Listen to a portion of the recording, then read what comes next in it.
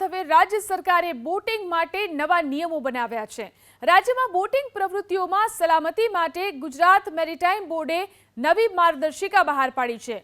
જે પ્રમાણે રાજ્યની તમામ પ્લેઝર ક્રાફ્ટ બોટના માલિકોએ બોટની નોંધણી સંબંધિત જિલ્લા કલેક્ટરની કચેરીમાં ફરજિયાત કરાવવાની રહેશે।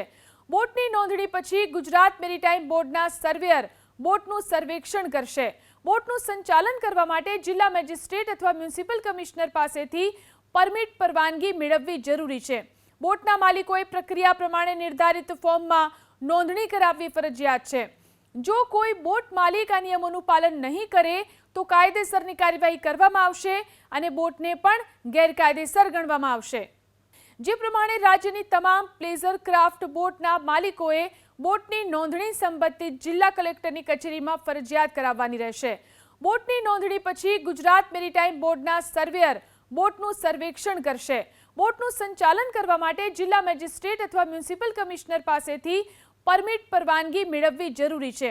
બોટના માલિકોએ પ્રક્રિયા પ્રમાણે નિર્ધારિત ફોર્મમાં નોંધણી કરાવવી ફરજિયાત છે।